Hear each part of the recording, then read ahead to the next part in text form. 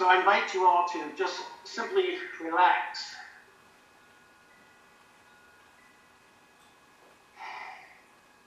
Right where you are, just relax. There's nothing to do today. There's nothing to attend to. There's nothing to organize right now. Right now is your space, our space, and we're connected through this virtual connection. We create this sacred space, recognizing that all there is God.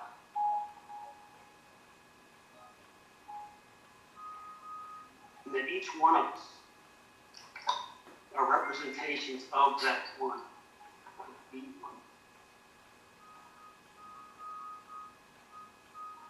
Allow the chair to fully support you.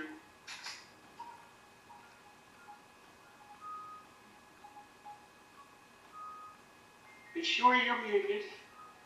So it's breathing deeply.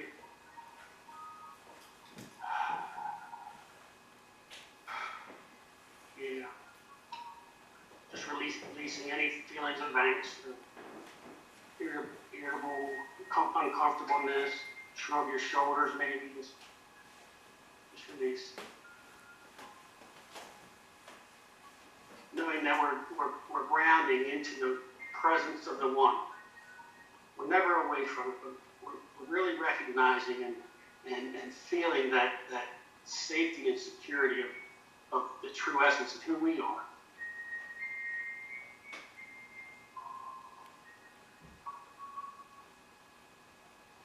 So Ernest Holmes said, I live in the faith that there is a presence and power greater than I am that nurtures and supports me in ways I cannot even imagine. I know that this presence is all-knowing, all power, and is always right where I am. So based on that, we're going to relax a little deeper.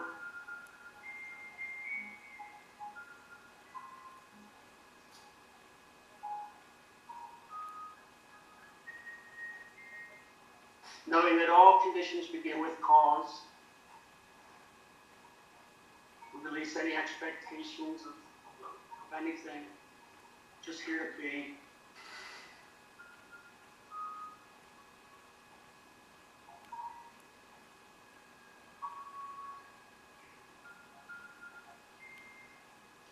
Knowing that the nurturing love of God is always present. The nurturing power of God is always present. I'm going to go through a few questions, and without judgment and guilt and no shoulds, and just let these sit with you and be these questions. In this time of physical distancing, we have the time to really sit and go inward and ask ourselves some of these things that are important for us to know to experience joy.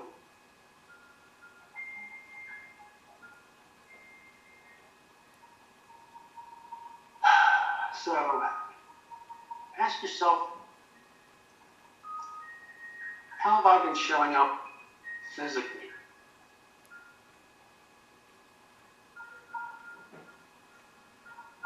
Without judgment, am I content with my current physical being?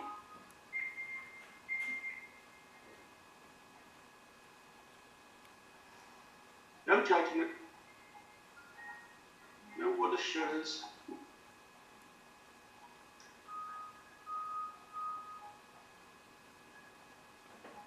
Am I grateful for the physical abilities that I do have? Briefly thinking of the ability to walk, the ability to talk, to see, to smell. Am I grateful for these things?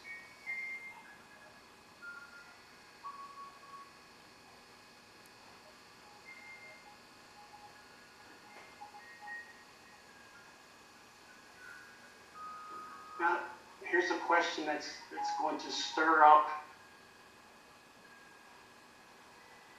some thought, but again, I invite you to simply let this question stir up your mind, but not take you away from this place of oneness with Spirit and God, the nurturing love of God.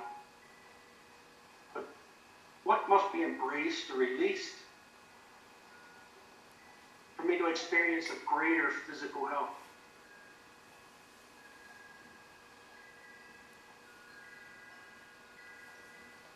Just letting that stir it up. Now we're going to invite by saying, I allow the mind of God to permeate, inspire, and guide me in my experience of physical health.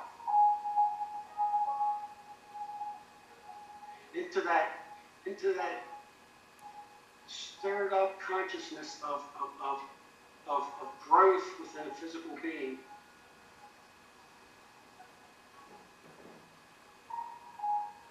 I allow the mind of God to permeate, inspire, and guide my experience of physical health. I breathe and I listen.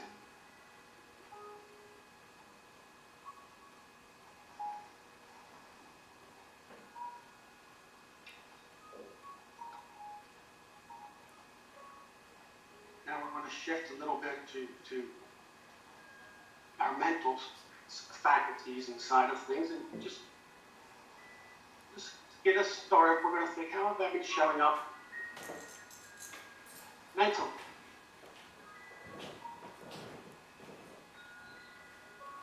Have I been challenging myself? Have I not?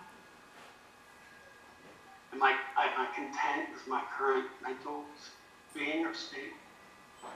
Again, not holding on to anything other than just, we're stirring this up as an invitation to allow Spirit to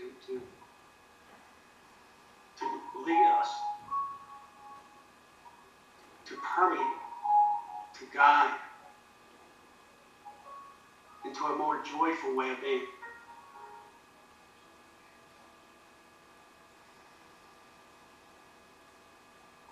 So am I grateful for the mental faculties that I do have?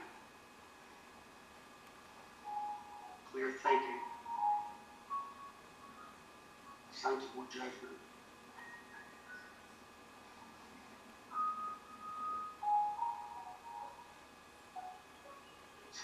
So what do I need to do or release to improve my mental health?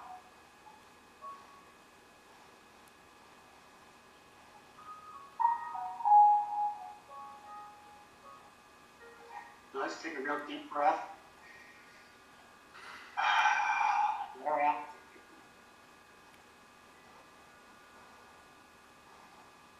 I allow the mind of God to permeate, inspire, and guide my experience of mental health.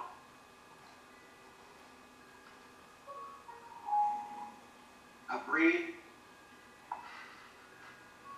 and I listen.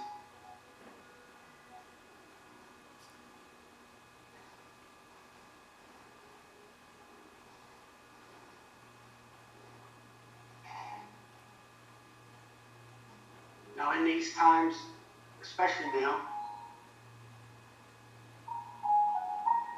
how have I been maintaining my social health?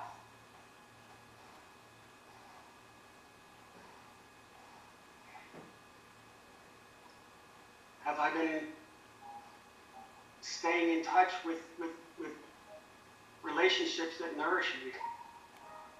Do I need to let go of some?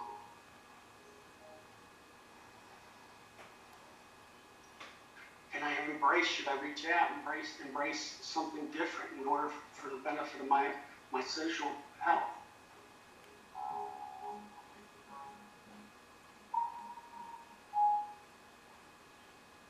Now with that openness, allow the mind of God to permeate, inspire and guide you in your experience of social wellness.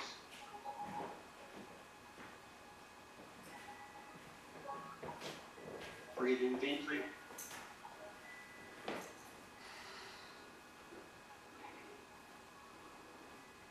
I allow the mind of God to permeate, inspire, and guide my experience of social wellness.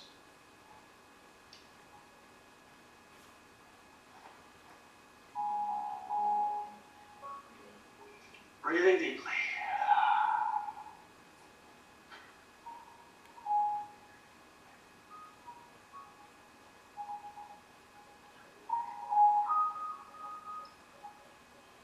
Now we're going to try with our spirituality.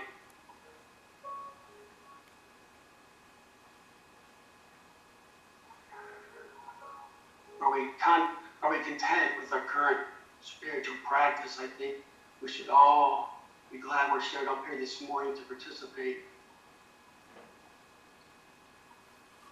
together in this spiritual practice, recognizing the importance and power of spiritual practice.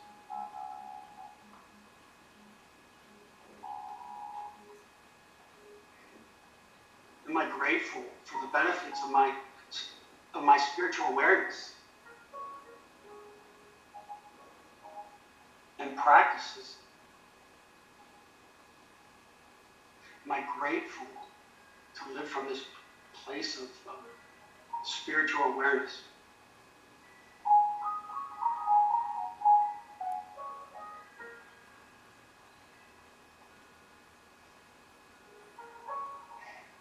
Is there something that needs to be released or embraced to improve this awareness, to again, allowing God to inspire us and guide us to deeper and more meaningful ways of discovering our spiritual power, our spiritual selves?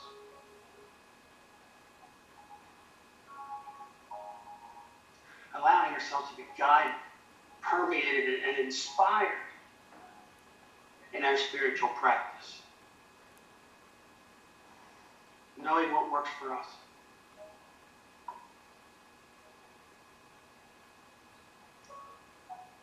Breathing deeply.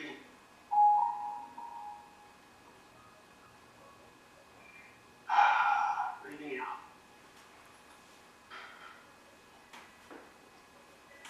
Knowing that the love of God is always working. Knowing that the law of God is in work. Knowing that we have just opened up new channels within us of guidance and inspiration.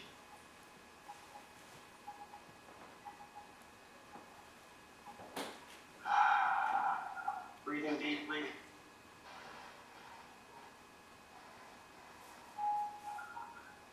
Noticing your breath now, the rise and fall of your chest or your diaphragm.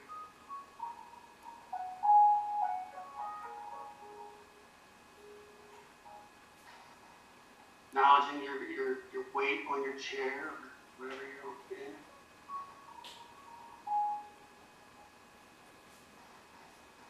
And again, I'm going to read the quote from Ernest Holmes. I live in the faith that there is a presence and power greater than I am that nurtures and supports me in ways I cannot even imagine. I allow this presence.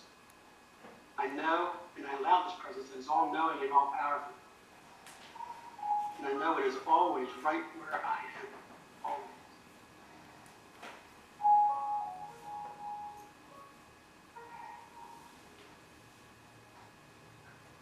When you're ready, you can start moving on your toes. Open your eyes, come back at your own pace. Namaste. Namaste.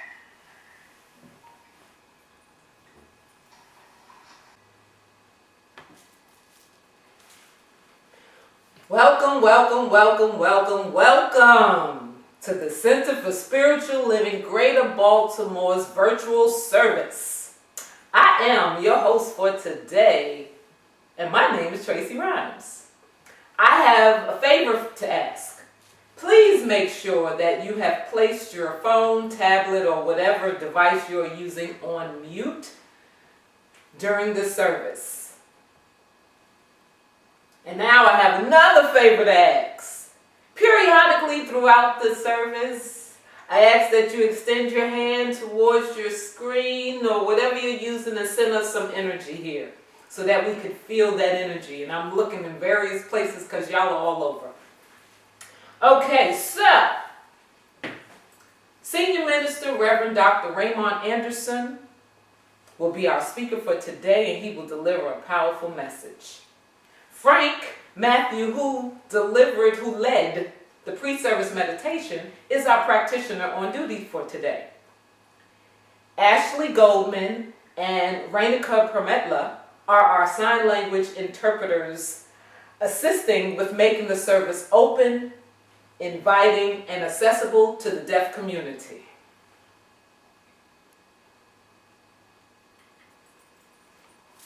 Now, I will ask that Frank come back and lead us in our opening invocation.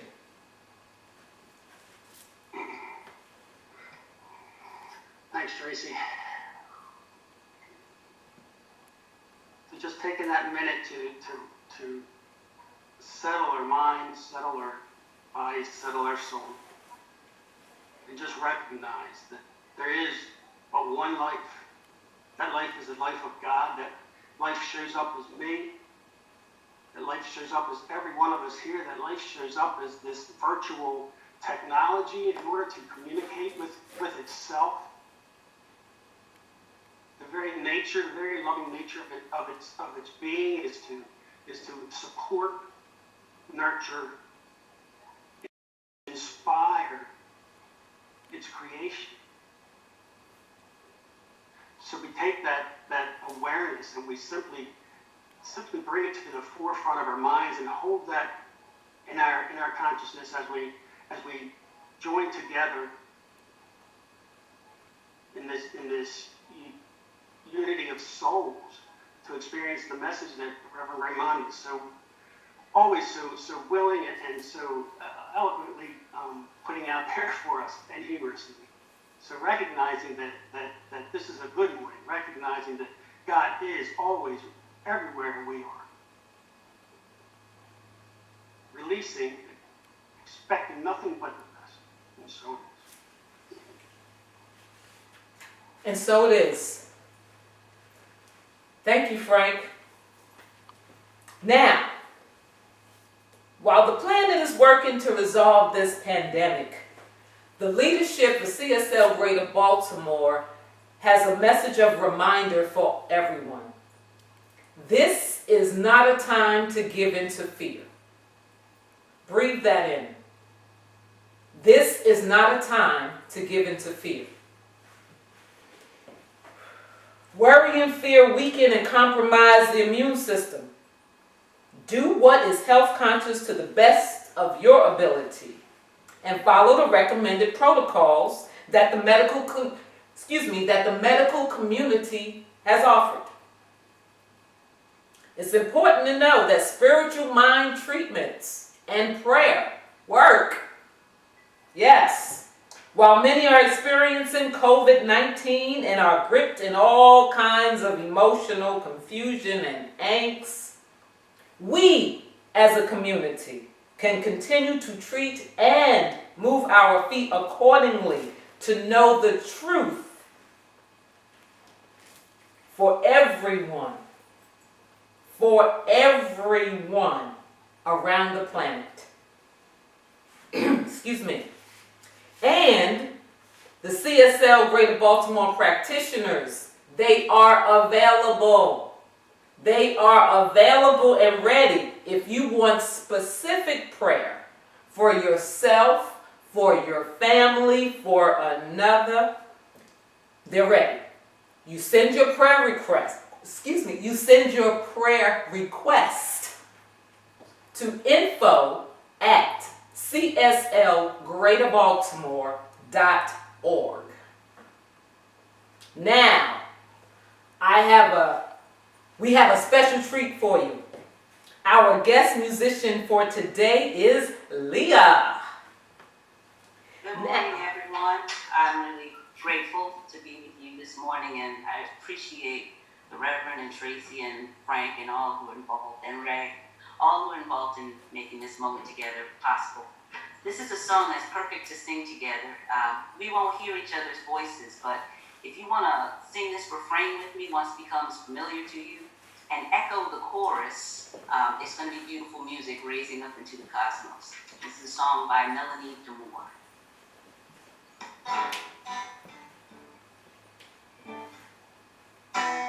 It's called Lead with Love.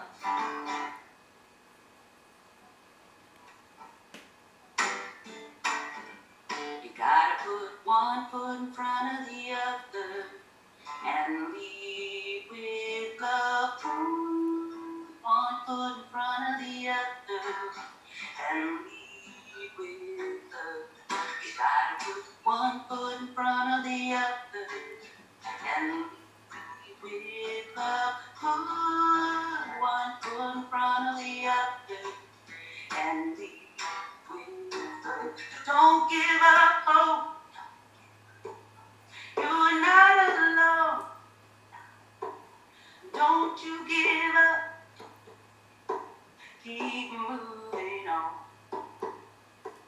Yes, you gotta put one foot in front of the other and lead with love. Put one foot in front of the other and lead with love. Yes, we can put one foot in front of the other.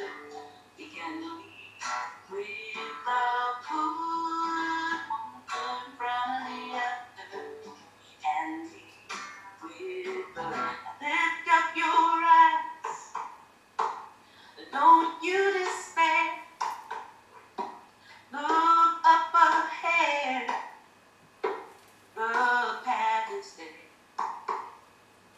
Just we gotta put one foot in front of the other and lead with love. Put one foot in front of the other and lead with love. Come on, we gotta put one foot in front of the other and lead with love. I'm putting one foot in front of the other. I'm gonna lead with love. Uncertain times, yeah, I know it's true, but here I am, right next to you. You gotta put one foot in front of the other and lead with love. Put one foot in front of the other and lead with love. Yes, you gotta put one foot in front of the other and lead with love. Put one foot in front of the other and lead with love.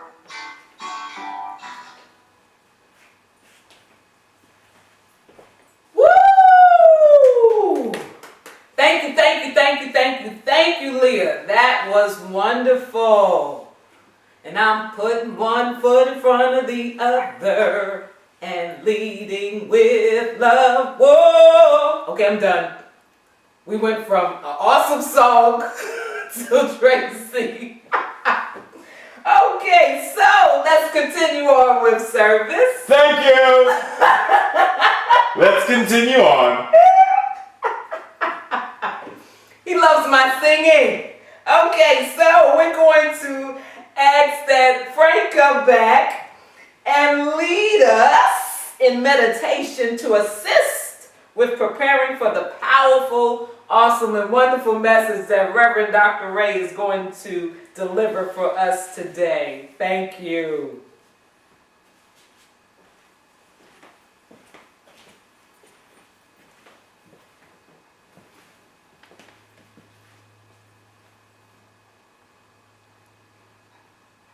Okay. Everybody hear me okay?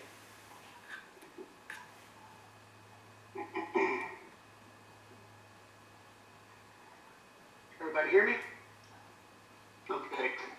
All right, so again, let's for those who were in the meditation before service, I think that's probably most of you, which is awesome.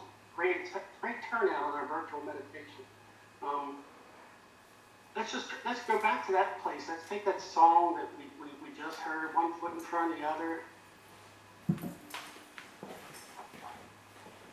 Just embracing that fullness, knowing that we are fully surrounded, fully engulfed, fully within nothing but the loving, nurturing spirit of God.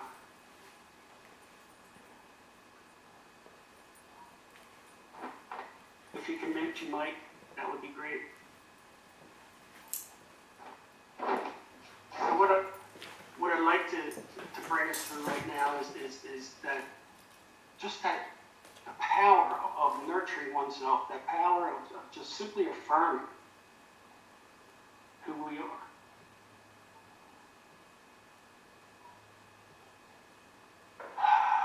Breathing out. Breathing into the truth of who we are. Breathing into the allness of God. That nurturing, loving aspect. Just repeat after me. Either within, either out loud or to yourself, but really try to embody these affirmations.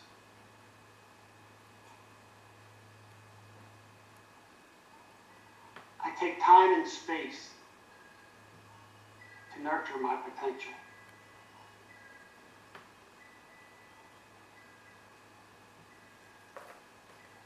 I honor my physical body.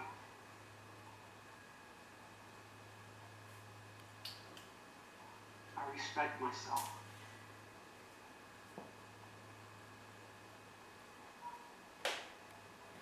I allow myself to get enough sleep without judgment.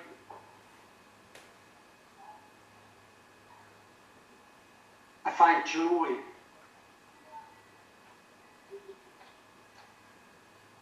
in foods that are beneficial to my body. I drink plenty of water, knowing that it too is God. It too is pure God. I appreciate all that I can do with my body. I appreciate all that my body does for me.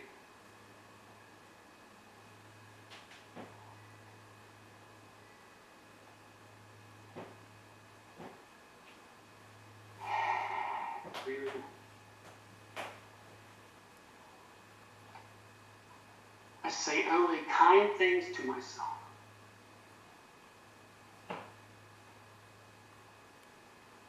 I release old, tired things and behaviors that no longer serve, or maybe they never did. I simply release anything other than kindness to myself.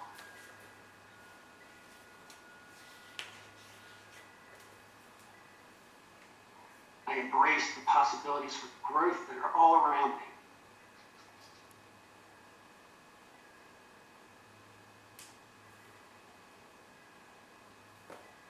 I recognize that the universe is nurturing me into a more dynamic, wise soul.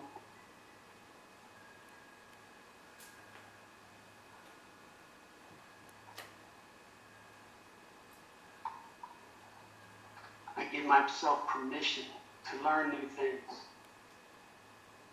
I give myself permission to explore something new, exciting. Inviting spirit to permeate, to guide, and to inspire us into something becoming deeper, something more meaningful.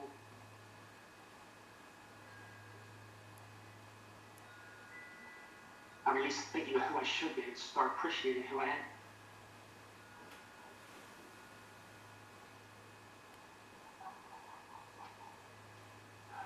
During this time especially, we're able to re-examine where we're going. Change our course if we need to.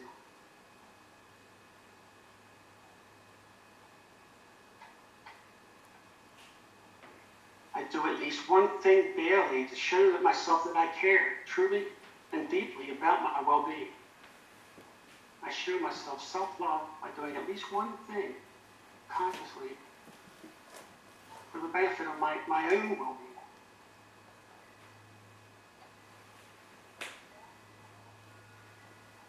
I treat my entire being with love and compassion.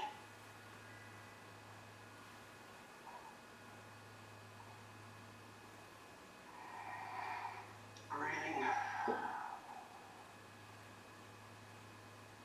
I am fully me, and I am fully God.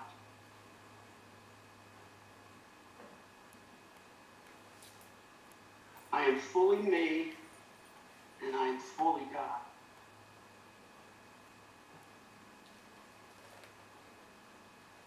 Today and always, all is well with my soul. Today and always, all is well with my soul.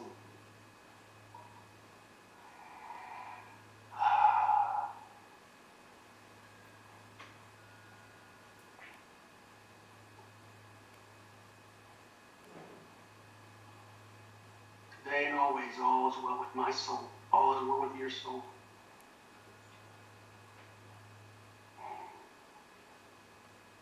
You ready? Slowly bring your awareness back to the room. Namaste, everyone.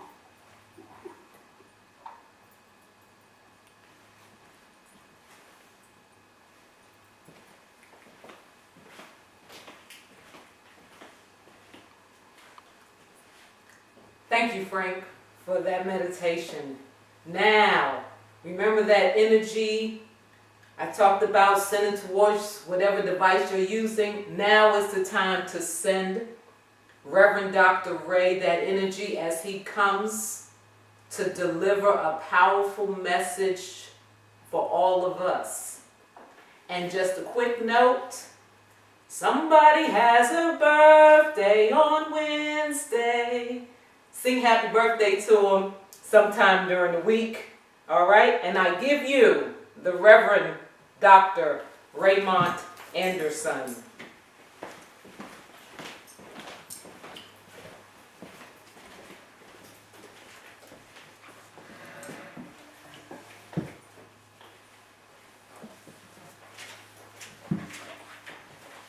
I can't hear you. And I'm not going to start talking until I do. So, All love. there you go. There you go. There you go. Good. Okay. Morning. Getting some voices in the room. So, wow, a lot going on in the world, you know? So, what? Tracy said go back on mute. She's over there signing to me. She wanted to remind everybody, go back on mute. So, like I was saying, there's a lot of stuff going on in the world today. A lot. You don't even have to tune into the news or do what Tracy's doing with becoming a member of CNN Live. 24 hours a day, 7 days a week. You know, Tracy's watching it on her phone, her watch, her Electric Woman and Dinah Girl belt. Like Tracy's tuned in, like watching it everywhere. So you don't even have to do that, right? To know that there's a lot going on. And yet, in the midst of all that's going on, it's important for us to be grounded, especially grounded in what we're going to talk about today, which is this idea of nurturing oneself and how nurturing oneself is actually a spiritual strength. It's a spiritual power. It's a virtue. So today, what we are talking about is, and feel free, remain on mute or wherever you are, but feel free, if you can see the image, the slides, read it to yourself along with me. So nurturing is strength. Nurturing requires that we look inward, reflect, and analyze our own behaviors and emotions, as well as meet the needs of others, plus our own. So pause there for a second and ask yourself, have you been doing that? Have you been taking care of your emotions, your needs, in order to be able to help others with whatever it is that they need? You know, we often talk about you can't give someone something to drink from a cup that's empty. So how full is your cup? Are you doing what you need to do? Next, so this thing called nurturing is strength. It requires courage, strength, and power. It is not for the weak or faint of heart. And basically what that means is it's not for those, because none of us, because we are what we are is God, so technically none of us are weak. But what it's saying is for someone who is not really willing to dive in. You know, it's the idea of when you go to the swimming pool and you just stick a toe in the water because you don't really want to get all in. You want to go swimming. You want to go swimming. But you don't want to really get wet and go swimming. And maybe you don't want to get wet because you don't want to end up all pruny looking. Or you don't want to get all wet because you don't want to get out and get all dry and ashy. Or you don't want to mess up your do, which some of us, you ain't got a do to worry about doing. But anyhow, like that's what it's talking about when it says weak or faint of heart. It's those who may not really be willing to jump all in. This type of introspection is open and accessible to all, as it is not tied to any specific gender, sex, or social identity. And that's what we're going to also talk about today, is this idea of how we use labels to identify ourselves. So if you are ready, let us continue. Let's start with the Ernest Holmes quote. I live in the faith that there is a presence and power greater than I am that nurtures and supports me in ways I could not even imagine. I know that this presence is all-knowing and all-power and is always not just right where I am, but right where I am as what I am. Because oftentimes, let's keep in mind, oftentimes we still have a tendency to sometimes think of God as something external rather than it being all there is, which means right where I'm standing, right where you are standing, right where you are sitting, right now, God is present, not just beside you, not just behind or in front of you, but actually right there where you are as what you are. Not even just inside you. God is what you are. And that means the power, the presence, and all that it is exactly what you are as well. So here we go, nurturing. Pause for a moment and just think to yourself and ask yourself, what does that even mean to you? Just think to yourself, nurturing. What does it mean when we say nurture? Nurturing. What does it mean to nurture oneself?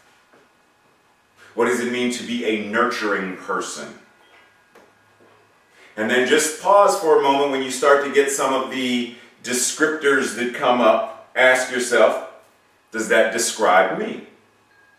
Does that identify how I show up in the world? Do I show up in the world as someone who is nurturing? Do I nurture others? Do I nurture myself? And let's explore, how nurturing are you?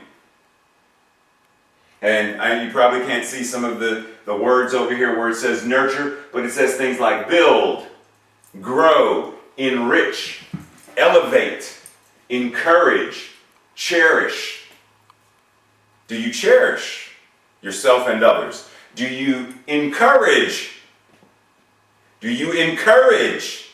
Let me enunciate this one just a little bit more clearly for you, because I know that there are many of us who discourage ourselves pretty often.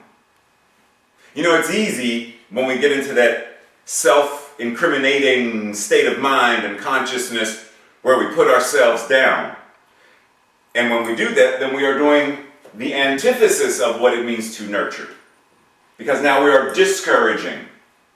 We are no longer enriching. We are no longer cherishing. So let's take a pause and say, who do I have to become in order to encourage? What in me needs to shift in order for me to be one who encourages? And once again, not just encouraging someone else, but encouraging yourself.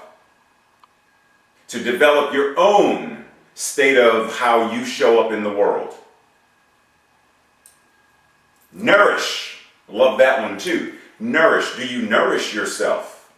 And keep in mind that nourishing means taking in that which builds and strengthens and enlivens you. You know, because you come on now, for Thanksgiving dinner this year. Come on over, because what we're going to have is, we're going to have some deep fried Twinkies, and we're going to make a Twinkie souffle, and we're going to have some Twinkie pudding, and I'm going to make a Twinkie pie. Oh, and don't forget, the Twinkie turkey is stuffed with Twinkie stuffings. How nourishing, woo! How nourishing of a Thanksgiving meal that's going to be. Twinkie, Twinkie, Twinkie, Twinkie, Twinkie, Twinkie, dead. Like that's not going to be the most nourishing meal. So, and likewise, if I ask, okay, so what are you doing to nourish yourself? And not just physically, with food, but your relationships. Are you nourishing yourself? Your friendships, your daily habits, the books you read, the music you listen to.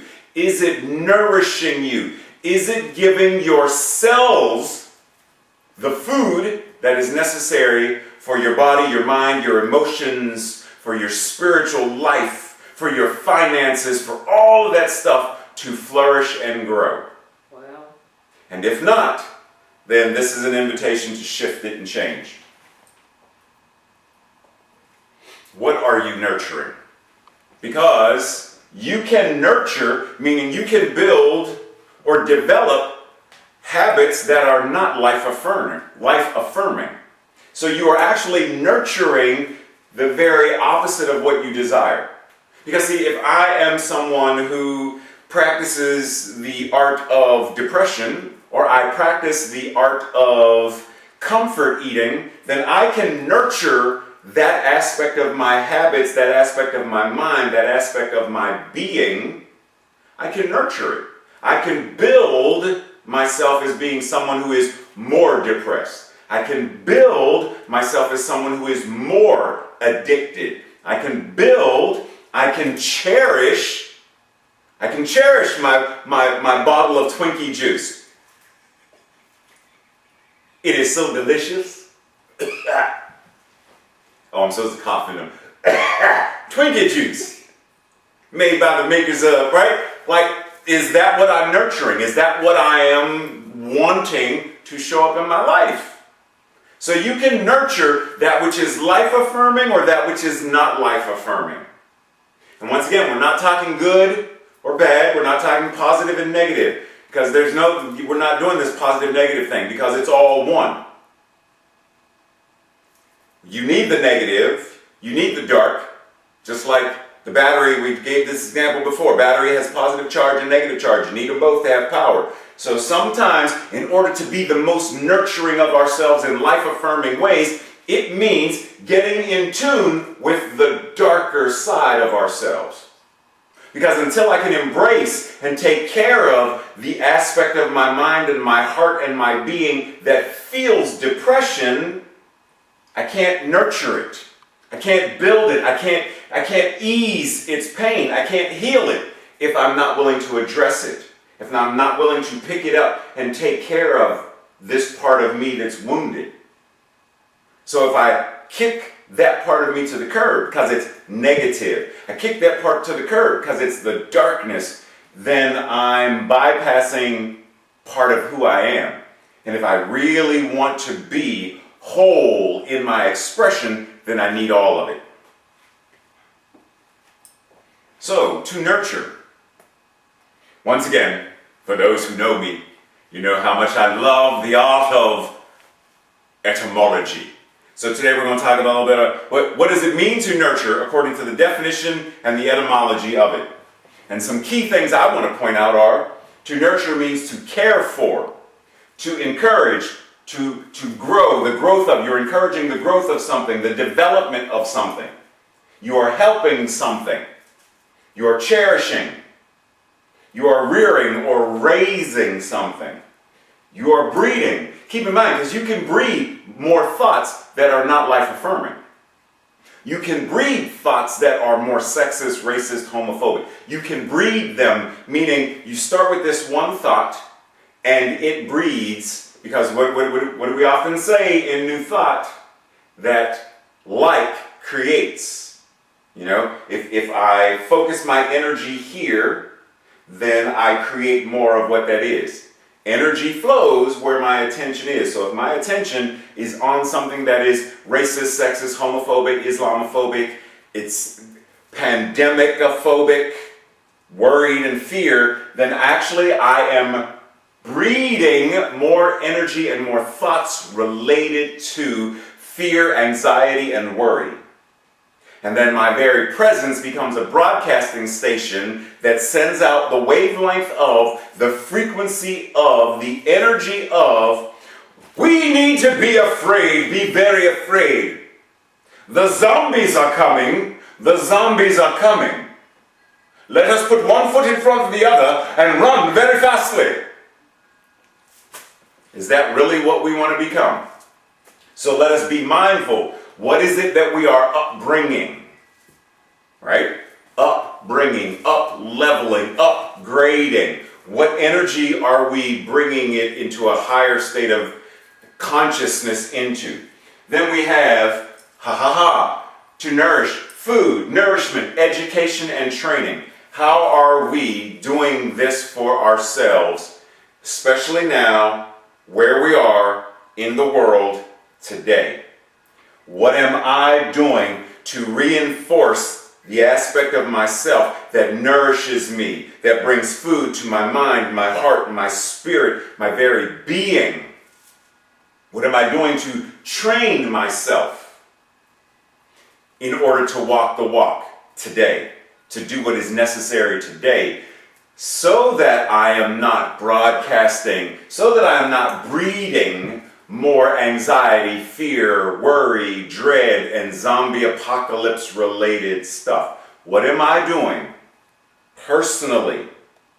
Because if I go from me personally to now it's a one-on-one interaction, if I am broadcasting from the station of, hello ladies and gentlemen, this is Reverend Dr. Raymont Anderson reporting from COVID-19 Radio. All sickness, all day, every day. Today's guest, Zombie. Hello, Zombie. Can you please tell the audience what exactly you have to share with them? Thank you very much. Ladies and gentlemen, now our next song is Everybody Was Kung Fu Fighting. Like, if I'm not taking care of me, and I'm breeding more angst and anxiety and worry, then that's what I'm broadcasting when I am now one-on-one, when I'm on the phone, when I'm sitting with Tracy or whatever it is. If that's what I'm broadcasting, then that's what it's like. But if I shift it and I'm taking more ownership, more accountability to upgrade, to strengthen my own sense of self, to walk at a higher level of being, then what I'm broadcasting is, I know that there is only one power and one presence, and that presence is God. There is only one life, and that life is God.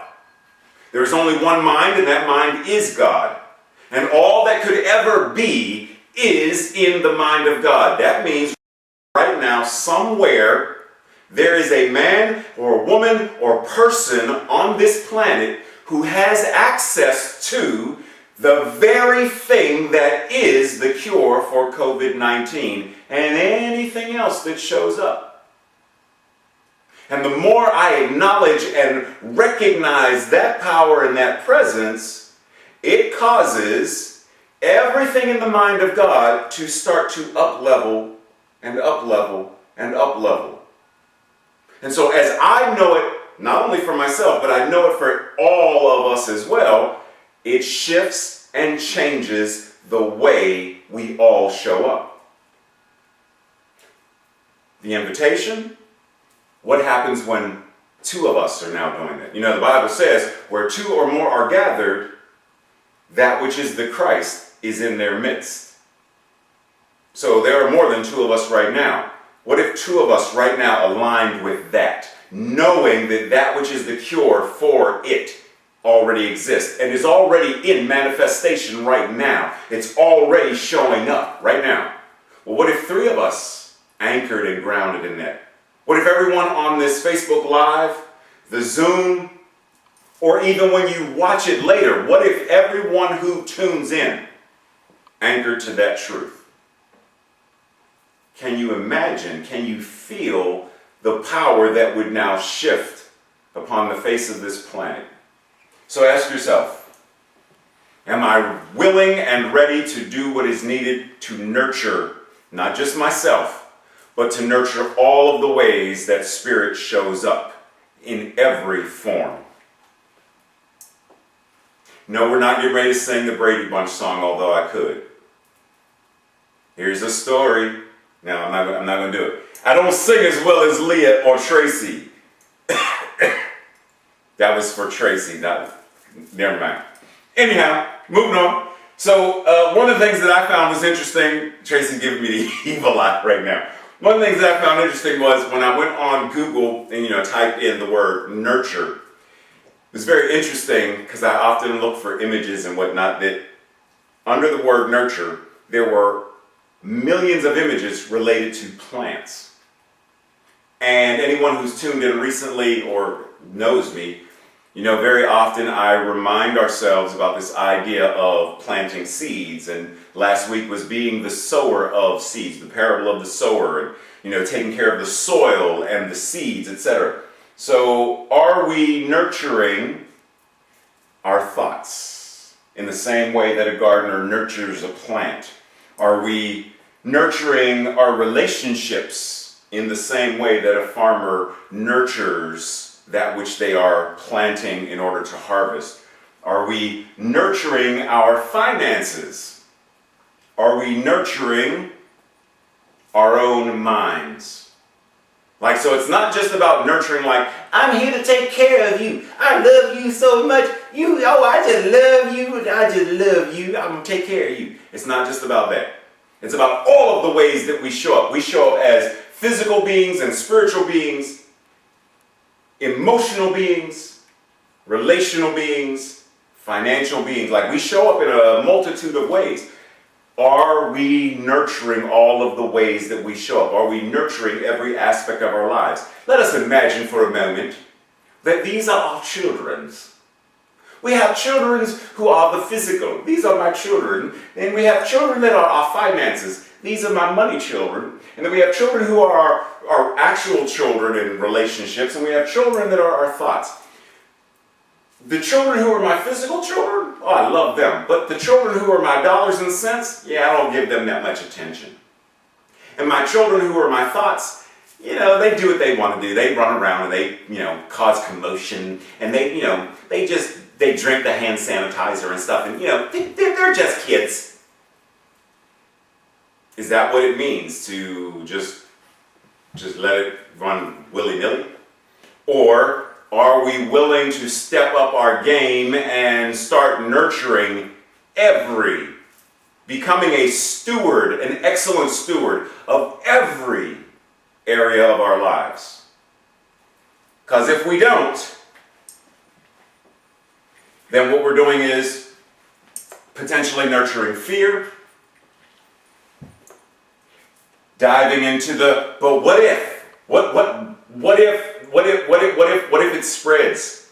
What if martial law is in? What if we don't get out of the house until September? What if? Is that what we want to nurture? Do we want to nurture the what if to that end? Because we could also nurture what if it ends tomorrow and everyone is able to start going back to shopping, the way we used to, but from a higher level of consciousness?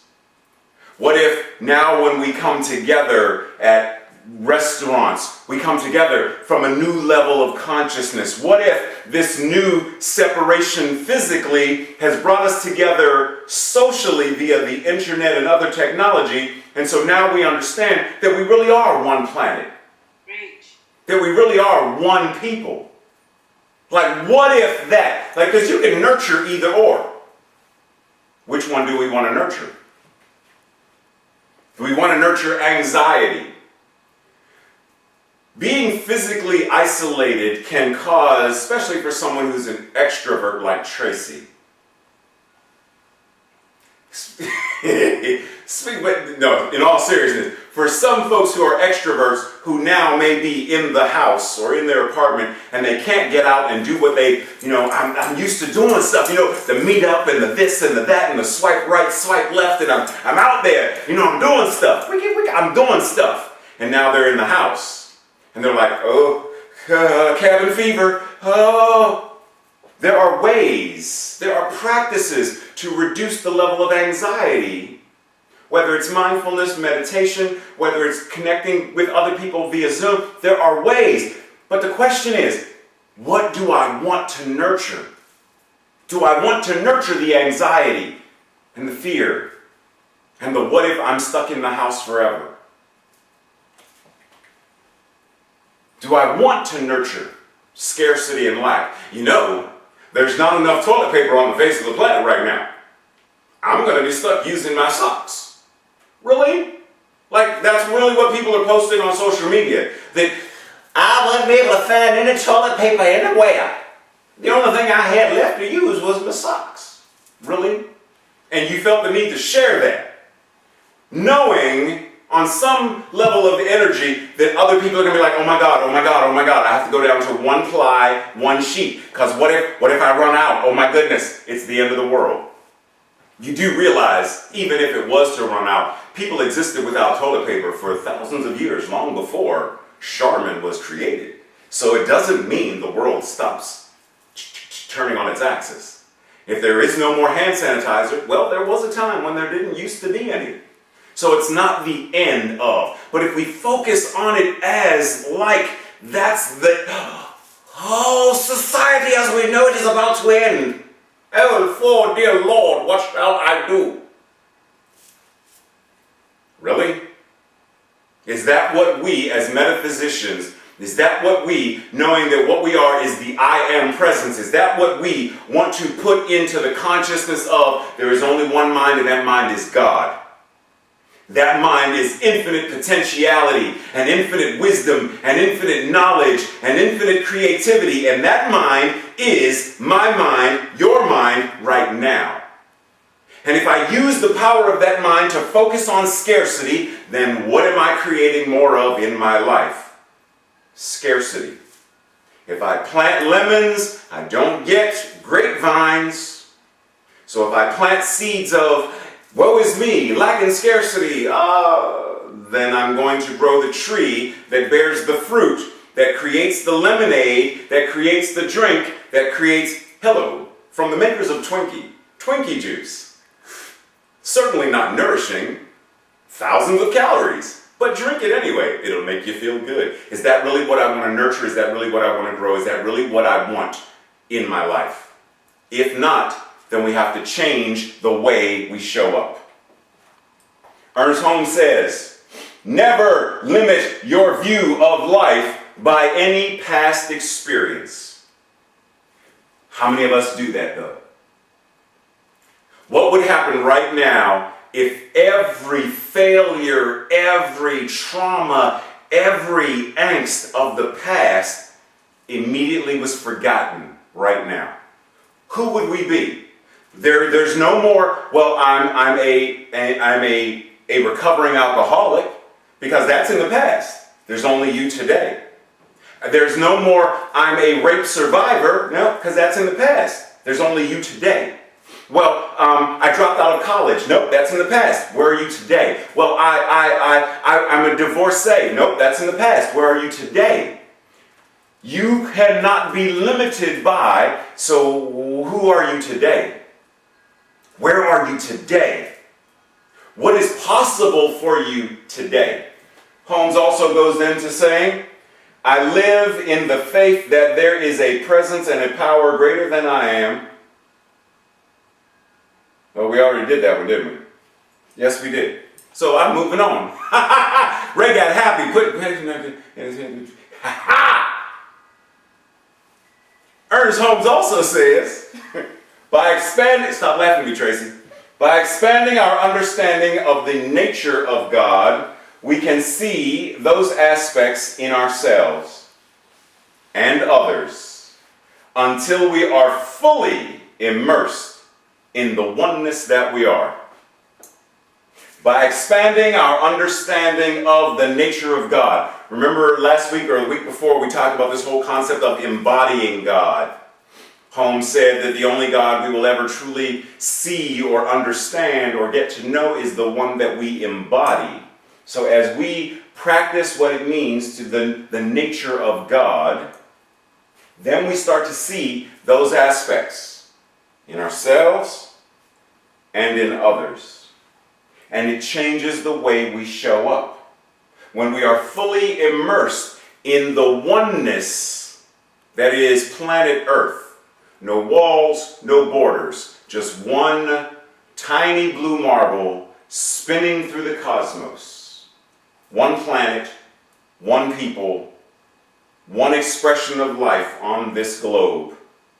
Imagine what's possible when world leaders are evolved and awake and work for the good of the planet. When government leaders at a city and state level are evolved and awake and work for the good of not just their state, but every state, not just their city, but for every city. Meaning, for example, suppose the mayor of Maryland realized that we have an overabundance, we have a surplus of, whereas some other state may be not experiencing this level of surplus. We can give to them from our overflow and raise them up as well. Imagine that government. Imagine when all schools are connected, raising the vibration and true education of every child that comes into that school.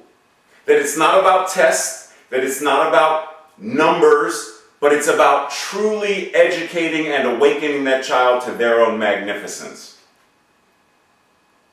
Immersed in the oneness that we all are. How many of you have ever been on a job interview or out on a date? And one of the questions that gets asked on the interview or out on the date is, tell me about yourself. Like, who are you? Describe yourself to me. What do you say? And some people say, I don't know what to say. This is far too much information. I don't know. But suppose we're having a one-to-one just conversation. And I say, describe yourself to me. Who are you? What do you say? Like, do you include your gender, your race, your ethnicity? Do you include your job or other parts of how you describe yourself? Such as, do you describe yourself as a cat person, a dog person, a snake person? Do you describe yourself by, I'm someone who loves the ink, I'm a tattoo person, I'm a biker, I'm a hiker, I'm a baker? Like, how do you describe yourself? And pause for that for a moment. Just let it marinate through your mind. Do you describe yourself as a parent? Do you describe yourself as a sibling? Do you describe yourself by any of those external ways that we show up?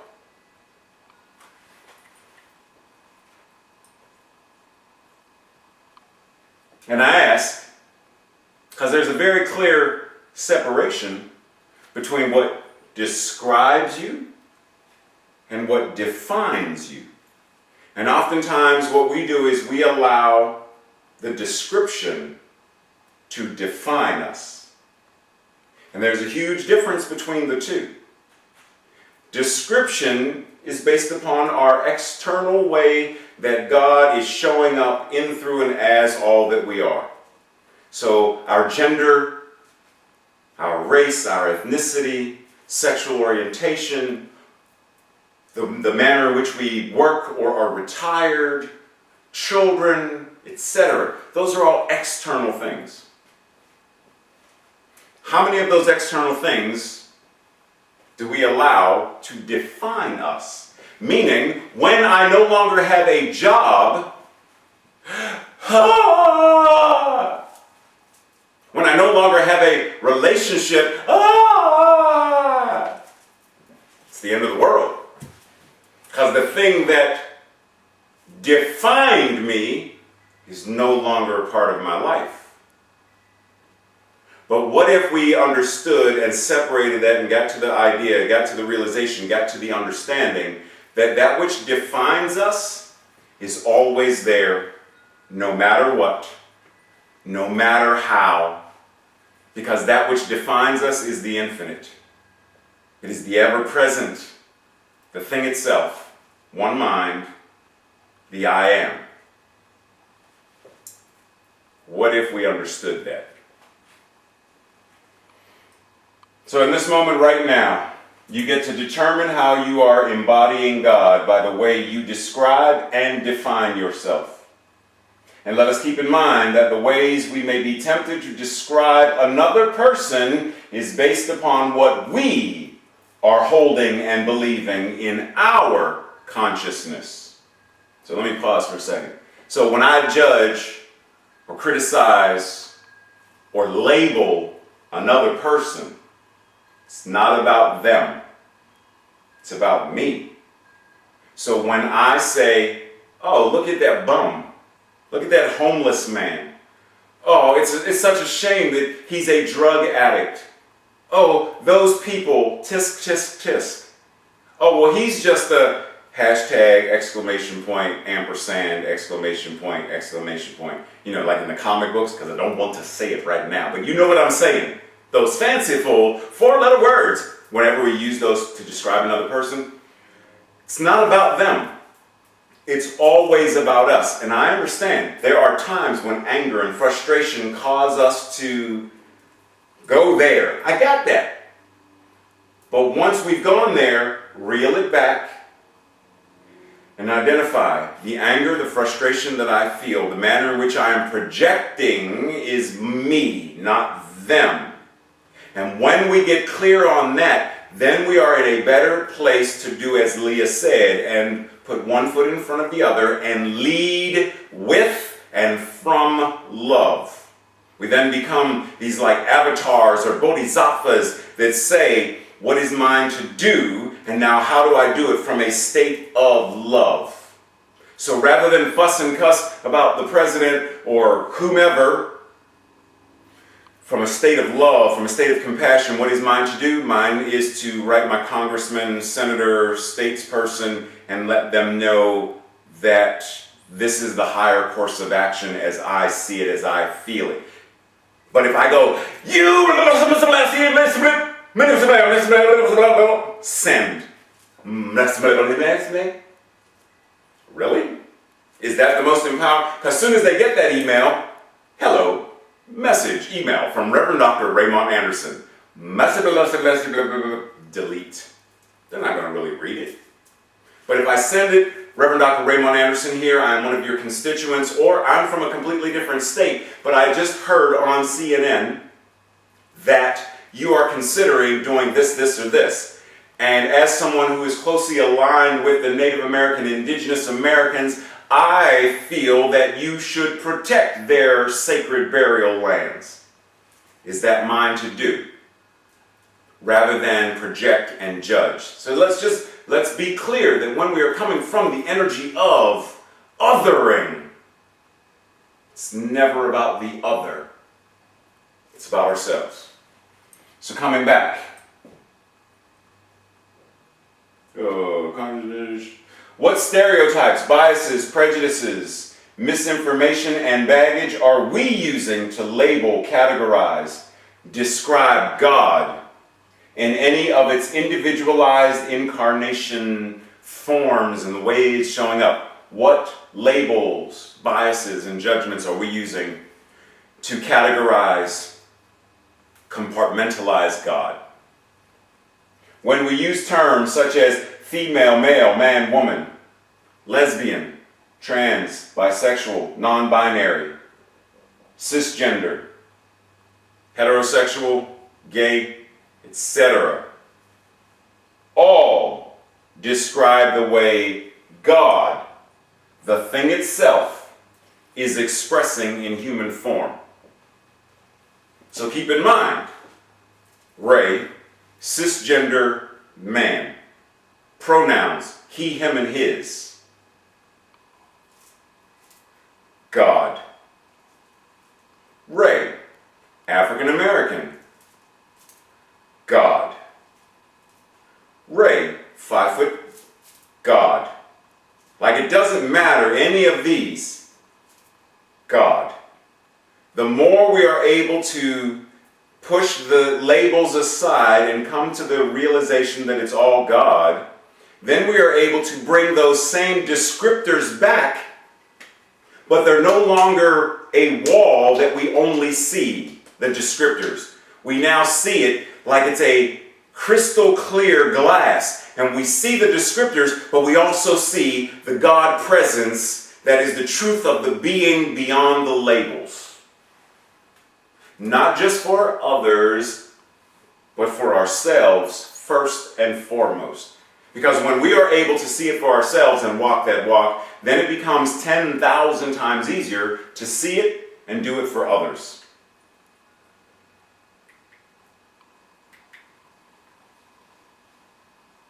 The labels that we use are simply that, labels.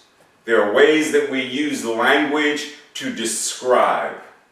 But keep in mind that these labels need not become that which defines. Keep in mind that Soren Kierkegaard said, once you label me, you negate me.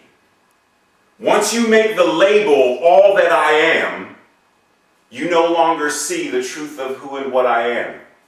And that goes for what we do to ourselves. When we label ourselves, I'm broke. You negate your life-affirming God self. I'm fat. You negate the life-affirming God self. I'm stupid. You negate the life-affirming God self. I'm no good at. You negate. You negate. You negate. But you can never truly negate God. What you are simply doing is no longer allowing the truth of what it is as you to be the dominant power and presence in your life. So start seeing through the labels, seeing beyond the labels, and see the true self that exists in, through, and as all that we are. Zenet Merchant Sial says, nurturing your spirituality involves knowing who you really are and living a balanced life that is meaningful to you. Nurturing your spirituality involves knowing who you really are and living a balanced life that is meaningful to you. Ernest Holmes then says again, it has been said that we can know God only insofar as we can become God. The only God we will ever know is the one we embody. How do we know ourselves deeper, more intimately? Allowing ourselves to nurture and nourish, encourage and cherish the truth of who and what we are. And embodying that in our daily practices. So this week, Mission Impossible. Should you accept your call to action, your homework for the week, any one of these or all of them or however, whatever works for you, but I truly encourage you to practice. 1, journal some of the ways you have been defined. Note, some of the ways you have been defined, described and labeled by yourself or others, and come up with new ways to do so that are more authentic, empowering, and life-affirming. 2, contemplate what it means to be defined. Contemplate what it means to be defined by being what God is. What does it mean to be defined by that? And lastly, explore ways that you can nurture yourself physically, emotionally, intellectually, spiritually, relationally, financially, and then act. So explore ways that you can nurture yourself in all of those areas and then act on it. Practice as many of them as you can. Today's affirmation, and just FYI, if there's ever anything on the slides or anything that I mentioned that you have questions about, feel free to email me or contact me. Rather, I said? No, seriously. Feel free to email me, Raymont Anderson. Tracy's shaking her head. Email me, Raymont Anderson at RaymontAnderson.com. Those of you who know my phone number, feel free to text me or call me or whatever. Like, I want to make sure that you know that you are supported and nurtured in your own spiritual path. So let's practice. Today's affirmation. I'll read it first. Let it sink in, and then wherever you are, saying it out loud to yourself while staying on mute. I consciously and intentionally recognize, affirm, and accept my nurturing power as one of my divine strengths. Together. I consciously and intentionally recognize, affirm, and accept my nurturing power as one of my divine strengths. Thank you very much, ladies and gentlemen, congregation. At this moment, it is my true pleasure to welcome back to the virtual stage the masterful musical musings and magic of Leah. Thank you, Rev. I want to thank you also. The first point that really just zinged for me when you talked about, I have 3 kids, so nurturing them, that's a no-brainer. But when you started talking about, do I nurture my finances? Do I nurture all my relationships? That was just inspired. So thank you for everything that you shared.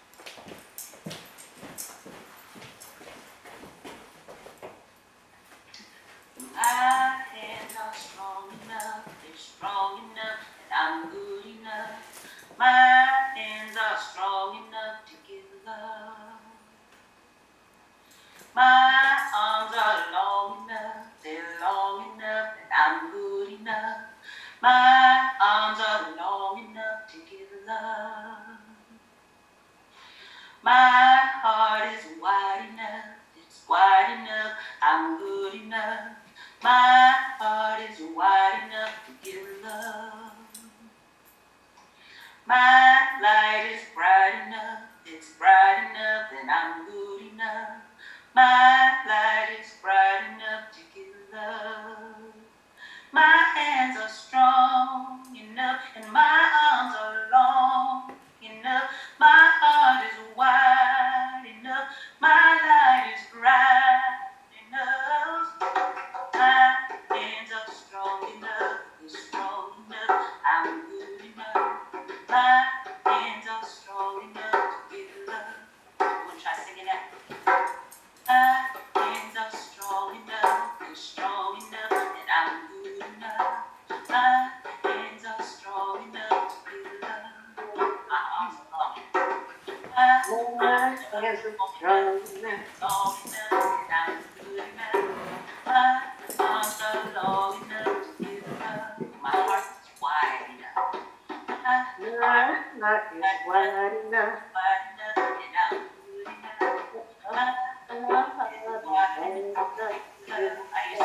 Thank you for that meditation. My light is bright enough, it's bright enough, and I'm good enough. My light is bright enough to get love. One more time, my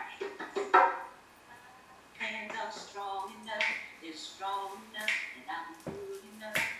My hands are strong enough to give love. I'm strong enough to give love. I'm strong enough to give love.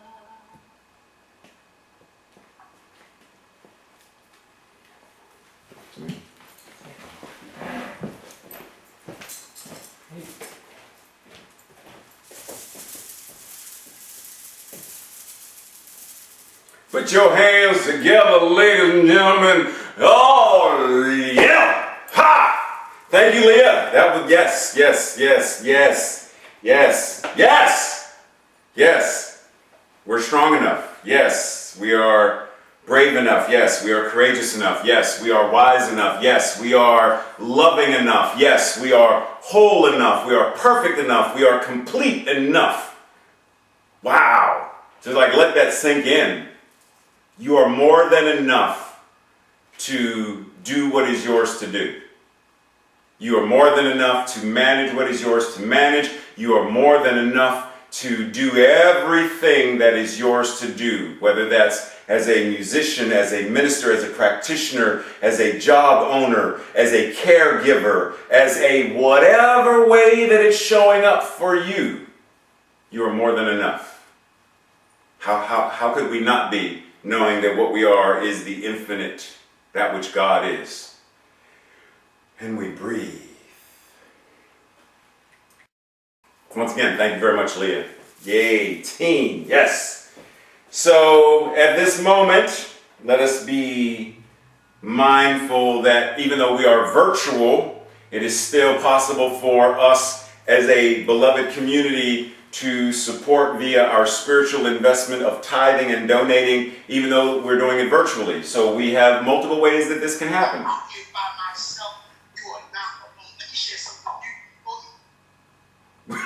One, you can do so by going to the csogreaterbaltimore.org/giving link, which will take you to PayPal. You can also do so by contacting the CSL Greater Baltimore treasurer. Email her at, and I'm not going to go through, but Sue at biwt.com or biwtssm@AOL. And Sue will either give you the address to mail it or how to pay via Square. So she got you. She got you. She got you. Sue got you. Trust and believe. Sue is a woman of multiple talents. Sue is like I can't think of it. You know how you see the statues or the images of the Hindu gods and goddesses, and they have the multiple arms, right? That's Sue. For anyone who doesn't know Sue, Sue is like, I am treasurer, I am wife and business manager, I am practitioner, and Sue is like, okay, I'm done. No, but seriously, contact Sue, she got you. So at this moment, together as a beloved community, let's declare our prosperity affirmation and give you a chance to get anchored in the consciousness of what it means to give, what it means to sow financially, what it means to tithe financially, even though it starts, like you're putting something in the basket or you're clicking the link or you're sending it in the mail, but keep in mind, it starts as your consciousness first. So you are never simply giving $10, $20, $1,000. Like you're never simply giving whatever that dollar amount is. You are giving from the infinite wellspring of consciousness, which is always more than whatever that dollar amount is. So start within as we declare. I joyfully, consciously, and gratefully participate in the law of circulation. I trust in the spiritual principle that says, as I sow into my beloved community, I demonstrate my awareness of standing not only, go ahead, Come on, Trey. In the Out flow. loud. I heard you over there whispering, so I'm going to say it out loud. Not only in the flow, but as the flow itself. I have you talking to myself. As I sow of myself, My time. my treasure, My talent. I demonstrate my support And engagement in my community's vision mission and purpose. I actively give as a demonstration of manifesting of reaping the the harvest of of a world that works for all. Tracy over there trying to be all quiet and shy. I was like reading and I heard, I'm like, wait, that's Tracy. I know you close, but come on, man. Gotta affirm it together. So at this moment, what we are knowing is that from that place of consciousness that we give, from that place of consciousness that we know is more than enough. We know that this beloved spiritual community called CSL Greater Baltimore is right now evolving and shifting and growing and attracting the very people and structures and children and music and windows and light and amazing things that make CSL Greater Baltimore a beacon of what religious science is, a beacon for what new thought is, and at the leading edge of what it means to be in a world that works for all.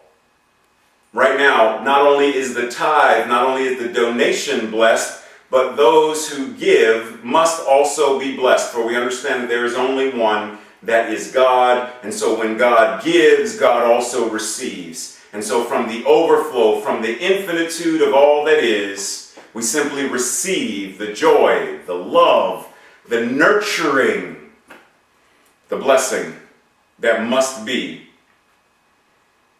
simply in, through, and as all that God is. And so it is. And so it is. And so at this moment, we're already at the benediction. I've been having so much fun with y'all today, though. I just want this to go on. No, I'm going to let y'all go, though, because I know y'all got things to do and cats to play with and children to tend to and dinner to cook and stuff and sunshine. So let us simply anchor in this moment as we bring this virtual service to a close. Anchoring in the awareness through this breath, knowing that this breath is God breathing itself as each and every one of us. Knowing that there is only that which God is. And knowing that that which God is all there is, we anchor right now into the strength, into the power, into the presence, into the faithfulness of what it means to know. To know the wholeness and the perfection and the completeness of the infinite I Am incarnating itself in human form right here and right now. To such a degree that we know and understand that those people who have transitioned as a result of COVID-19, that God cannot die, and so they are not dead. They have transitioned to a different state of consciousness, a different state of being, but that which God is cannot die, which means they are not dead. And in knowing this, we know with such power and such presence that this wholeness, this completeness, this infinite I Amness that is God gives us the fortitude, the presence, the awareness to know that we are whole, we are perfect, we are complete to such a degree that we are shielded, that we are radiating this health and vitality to all corners of the planet. That we are up-leveling the consciousness of every scientist and every doctor and every medical professional, knowing that that which is the right and perfect cure and healing agency for COVID-19 is already in a test tube, is already in a petri dish, is already in a syringe, it is already in the body of God. And knowing that it is already in the body of God, the fullness, the health, the well-being of that body now demonstrates, now manifests, now outpictures itself in expression. And so as this virtual service comes to a close, that which we know as the power and presence of God taking one step after the other, leading with love, knowing we are more than enough, knowing that we are not defined by our descriptions, knowing that right now, right here, moving forward, we are a nurturing presence for ourselves and every aspect of our lives. We are a nurturing presence for every way that God shows up before us. That we nurture simply through our thoughts about another. We nurture through our words about or to another. That we are the very power and presence and love of God, walking the walk and demonstrating. Knowing that this is the truth.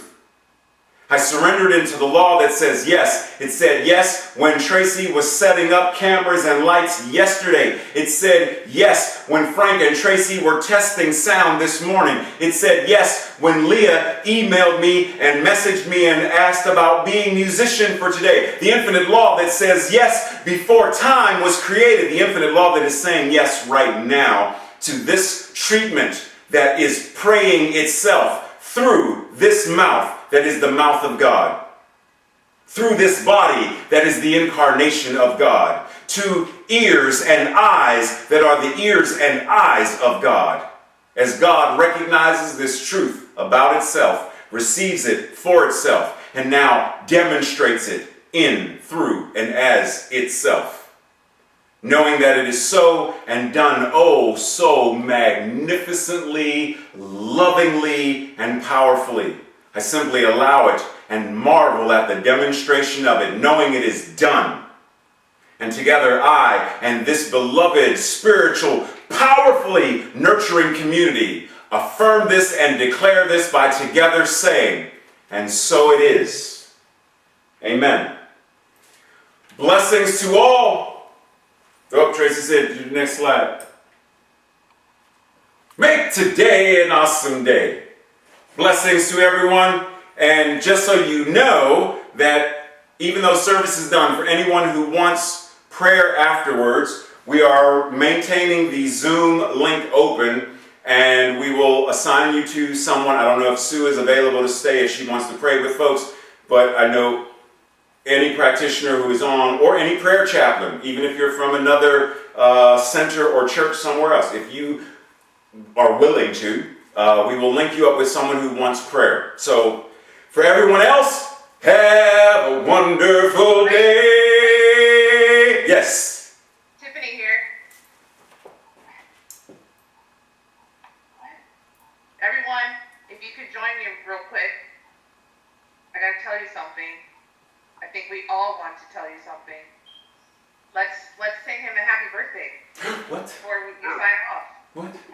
Take your phones off of mute. Maybe it'll sound like that's nice. Ready? Ready. Happy birthday to you. Happy birthday to you. Happy birthday, Happy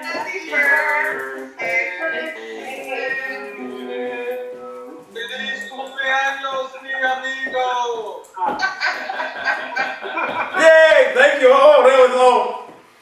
Tiffany, you're going to make me cry. Stop. Thank you. I love y'all. Thank you.